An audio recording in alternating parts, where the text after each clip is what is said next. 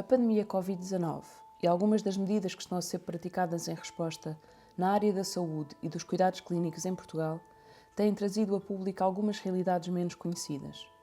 Uma destas é relativa aos direitos humanos, mais concretamente aos direitos das grávidas e parturientes em Portugal. A 30 de março, no atual contexto pandémico, a Direção-Geral de Saúde recomendou que fique ao critério de cada instituição de saúde a aplicação de algumas medidas, como a de decidir se as grávidas poderão ou não ter direito a acompanhante durante o parto. Todas as medidas mencionadas nestas orientações referem-se às grávidas com suspeita ou confirmação de Covid-19, mas muitas das instituições de saúde acabam por aplicar as restrições de acompanhantes para todas as grávidas, independentemente de terem ou não o resultado do teste ao Covid-19, por sentirem que não conseguem dar a resposta logística adequada. A classe de enfermeiros especializada em saúde materna e obstétrica em Portugal é a que regularmente assiste as mulheres durante a gravidez e o parto, sobretudo nos grupos de baixo risco. No entanto, este Colégio da Ordem dos Enfermeiros não foi convidado a emitir qualquer parecer para a formulação das orientações assinadas pela DGS e decidiu por isso pronunciar-se.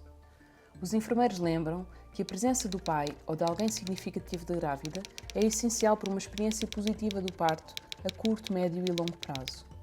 Mencionam ainda que se estima que nesta fase de mitigação haverá cerca de 1000 partos de parturientes negativas ou sem suspeita para Covid-19 e que para estas o direito a acompanhante no parto deve ser respeitado. Claro que nós idealizamos o momento do parto, em geral, culturalmente, e portanto estamos sim a retirar um momento que é absolutamente único e irrepetível. Ainda para mais estivemos a falar de um primeiro filho, por exemplo, não é? Que o casal imagina em conjunto e que se calhar até treinou, porque hoje em dia os casais têm muitas, acabam por ter muita educação para o parto, não é? Cada vez mais, eu sinto, e frequentam as aulas em conjunto e etc. Portanto, o casal treinou para estar naquele momento em conjunto, tem as suas técnicas e as suas estratégias para estar naquele momento em conjunto. É mesmo algo intenso, e se cada vez mais tantos de nós apelam a uma participação, por exemplo, mais masculina, não é? Dos pais logo desde o início, agora não é também para os colocar como algo absolutamente secundário, que só está ali a ser um empecilho. Pode efetivamente ser até uma vantagem muito clara em termos da proteção da própria parturiente, não é? Naquele momento, em termos da forma como decorre o parto, em termos dos cuidados a seguir ao recém-nascido. O direito à acompanhante é um direito que está previsto na lei, efetivamente. Não é um direito que, já antes da pandemia, fosse sempre cumprido, porque muitas das vezes não era. Aquilo que acontece muitas vezes nos hospitais é que permite-se o acompanhante, ou seja, ele entra, mas depois, durante, por exemplo, o período expulsivo, se houver necessidade de recorrer a fórceps, por exemplo, ou ventosa, portanto, se for um parto instrumentado, pede-se ao acompanhante que saia da sala. Portanto, nem sempre este direito é efetivamente garantido. Aquilo que acontece neste momento é que, como as mulheres perceberam que ficaram sem este direito, começaram a preocupar-se mais e foi principalmente isto que fez com que elas se informassem mais e fossem procurar informação, por exemplo, à Organização Mundial de Saúde e tendo em conta aquilo que diz a Organização Mundial de Saúde relativamente a mães Covid positivas, parturientes neste caso, diz que elas devem ter direito a acompanhante, portanto, desde que, claro, os serviços de saúde consigam garantir a segurança para toda a gente. A outra realidade atual, preocupante em muitas outras dimensões, é a de algumas parturientes confirmadas Covid-19 estarem a ser aconselhadas a separar-se dos seus recém-nascidos logo após o parto. Nas suas orientações, a DGS reconhece que esta separação entre a mãe e o bebê é um assunto controverso, mas que se pode separar a mãe do bebê se os hospitais e as maternidades assim o entenderem. Sobre a amamentação, a DGS chega mesmo a recomendar o desperdício do leite materno até a mãe ter 2 resultados negativos do vírus.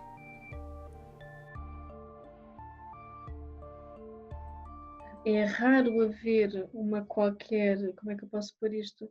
É raro haver uma qualquer competência, um indicador, vamos pôr assim, um indicador de desenvolvimento infantil que não esteja associado ao vínculo precoce, não é? Portanto, por isso as questões de vinculação são tão centrais para a psicologia do desenvolvimento quanto isto, é que têm impacto em tudo aquilo que são competências socioemocionais, no desenvolvimento físico, no desenvolvimento motor, no desenvolvimento cognitivo, acaba por ser como se fosse o tronco da árvore de competências e desenvolvimento da criança, não é? Tirando questões eventualmente mais físicas ou congénitas, as questões de vinculação são aquilo que as questões de vinculação em contexto, em conjunto com o contexto depois imediato, familiar e relacional, que obviamente estão interligados, são a base de tudo o resto.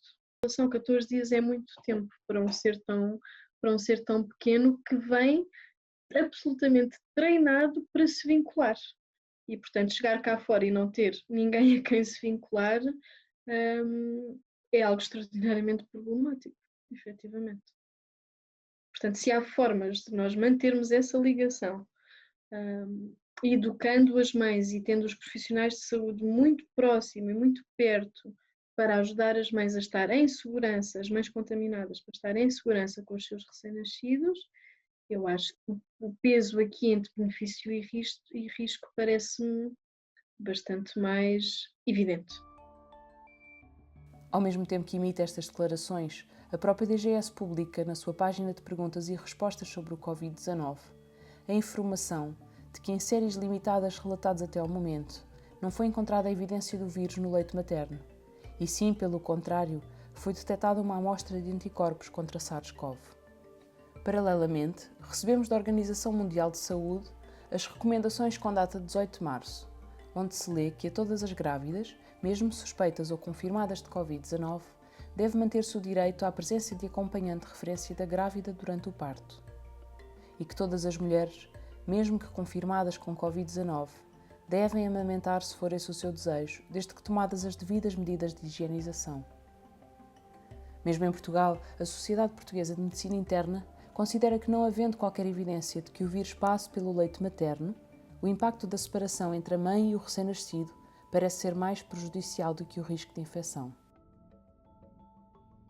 Maria Vítor Costa, que está neste momento grávida e que reside no Porto, avançou com a redação e o envio de uma carta aberta dirigida à DGS, ao Conselho de Ministros e à Administração da Rede de Hospitais, onde é seguida.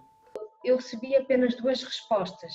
Uma resposta da Direção-Geral de Saúde, uma resposta genérica a dizer que eu devia contactar a maternidade para perceber que procedimentos é que iam tomar relativamente aos partos. Pronto, não deram resposta alguma relativamente ao acompanhamento da gravidez e remeteram para a instituição de saúde. E recebi outra resposta de um diretor de serviço de um hospital, do hospital onde eu sou seguida, e foi uma resposta curta, mas que para mim, pelo menos foi como eu interpretei, foi interessante, porque ele manifestou-se totalmente solidário com a carta que eu apresentava. E isso, como é que eu interpretei, embora se calhar não é essa pode não ser essa a melhor interpretação. Desta forma, ou seja, estas questões também provavelmente preocupam as equipas médicas. Estamos todos a tentar dar a melhor resposta e é importante que a sociedade civil, neste caso, sobretudo as grávidas, se manifestem e tomem parte deste processo que é difícil e é complicado para todos. Ou seja, não se fazerem os esforços para que possa haver um parto e um pós-parto humano com bem-estar e uma relação equilibrada entre o que é o bem-estar da mãe, do bebê, do acompanhante e o que é a questão da segurança. E de não procurar este equilíbrio é um erro, a meu ver. E este erro, eu estou a falar de uma forma assim muito cerebral, obviamente que se tu me perguntas como é que eu me sinto depende. Há dias em que sinto-me bastante preocupada quando imagino todo o acontecimento que aí vem. E e não sei muito bem o que dizer, é assim de preocupação, por vezes fico mesmo um pouco alterada, tenho de efetivamente acalmar-me e tenho esperança de que vá correndo bem para todas, apesar de toda esta insegurança. Luísa Pereira, de Almada, está à espera do segundo filho. É médica e, por opção e inconsciência, esteve no ativo até há poucas semanas, até a gravidez o permitir.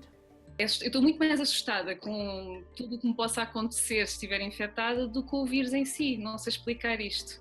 Ou seja, eu como médica estou muito tranquila, ou seja, estive a trabalhar porque sabia que efetivamente não há dados que me façam estar preocupada se ficar infectada, mesmo se o bebê estiver infectado. Não, obviamente que isto é o meu ponto de vista e eu achei que fazia sentido correr esse risco e continuar a trabalhar porque os números estavam a favor desta mesma segurança.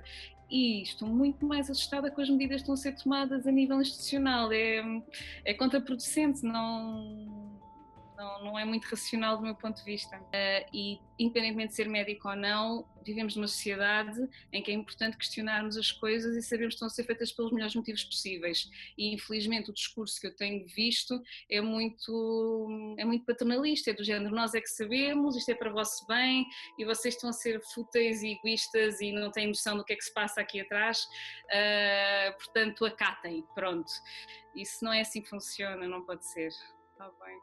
Acho que se eu não tivesse, pode-se dizer, por um lado, que o facto de ter o segundo filho eu não devia estar assustada com a parto, eu não estou nada assustada com a parto, mas foi uma experiência tão intensa que a ideia de perder isso outra vez, acho que para nós é muito triste. Eu tinha que haver uma boa razão para isso, pronto, e não encontrei essa boa razão para isso não acontecer. Portanto, acho que ele está um bocadinho mais pragmático do que eu, no sentido de vamos ver, as coisas mudam muito depressa, mas pronto, está envolvido, tudo o que encontra de informação, o que vai conseguindo reunir também tem partilhado comigo e estamos a tentar manter, pronto, e vai ouvindo os meus planos loucos, que já passaram por tudo. Disse, eu vou parir dentro do carro à porta do hospital. Pronto, eu já pensei em tudo e mais alguma coisa, portanto, e ele vai ouvir. Andreia Pereira deu à luz a sua filha já em plena crise pandémica em Lisboa. O plano de parto que a Andreia e a sua companheira tinham feito previamente foi sofrendo constantes alterações até ao dia em que a filha nasceu. A prioridade foi garantir que seria assistida pela sua médica de confiança, no hospital particular onde esta exerce.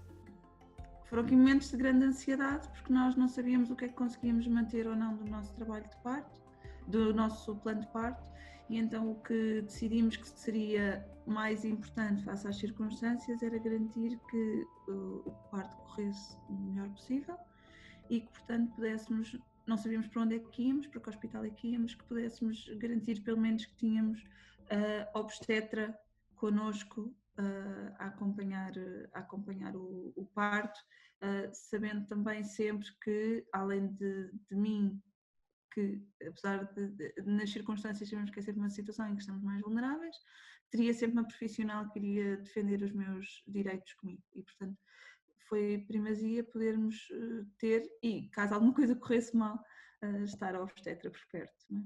Porque mesmo antes desta questão do coronavírus, para nós isso nunca esteve em cima da mesa, portanto, para nós a nossa experiência não foi muito positiva no outro parto,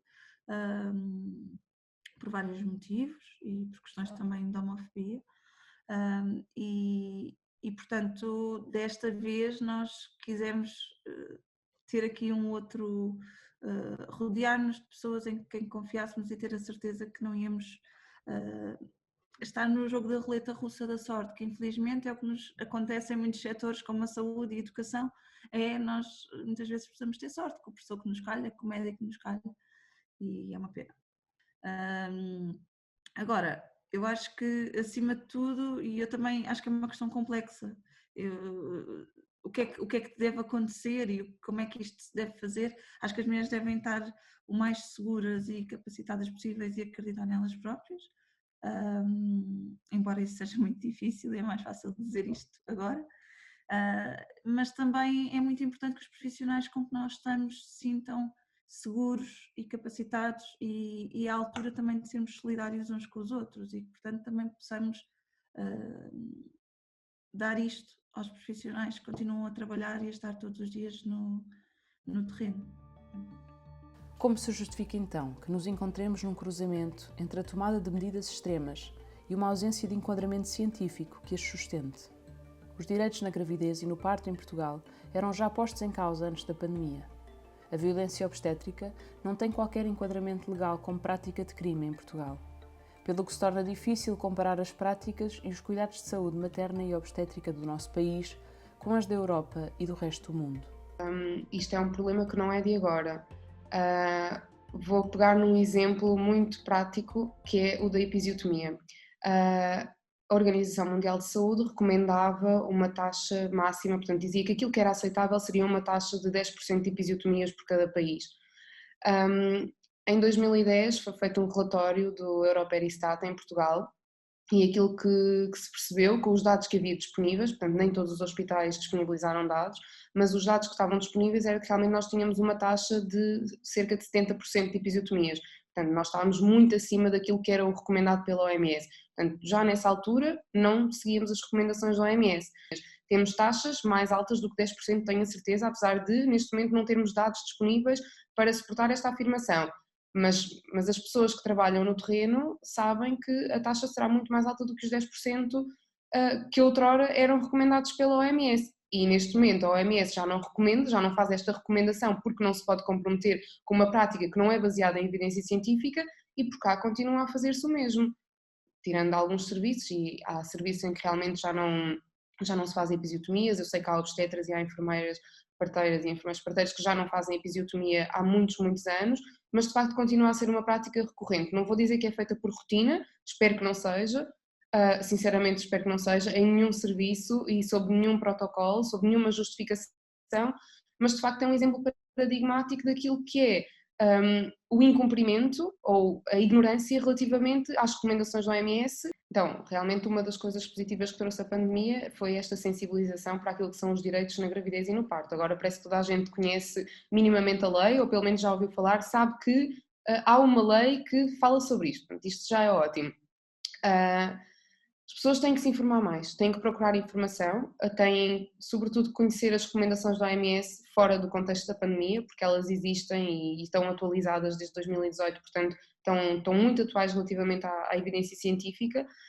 Têm que questionar, têm que perguntar, têm que se sentir esclarecidas relativamente a tudo, perguntar quais são as opções, perguntar quais são as recomendações do médico, dos enfermeiros, da OMS, confrontar as informações que recolhem e podem responsabilizar-se mais, porque esta é uma questão muito premente, que é, as pessoas estão-se a desresponsabilizar muito daquilo que é o parto, porque delegam isso à medicina, e isto não pode continuar assim. As mulheres têm que resgatar este poder do parto, ou seja, nós temos efetivamente que começar a responsabilizar-nos pela manutenção da nossa saúde, e isto diz respeito também à gravidez e ao parto, e como sociedade, aquilo que podemos fazer, denunciar casos destes, podemos reclamar quando nos sentimos lesados nos nossos direitos, e não estou só a falar na gravidez e no parto, nem no pós-parto, sempre, quando nos sentimos lesados devemos reclamar, devemos denunciar as situações e, sobretudo, perceber que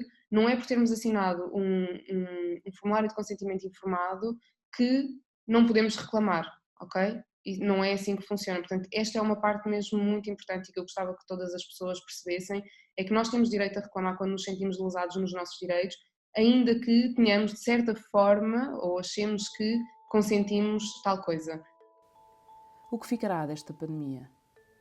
O que se tem revelado cada vez mais evidente é de que é necessário procurar um encontro mais harmonioso e sincero entre as grávidas e as suas famílias, a classe médica e a classe de enfermeiros, para uma assistência cada vez mais especializada e humana às mães e às mais de 200 crianças que todos os dias nascem em Portugal.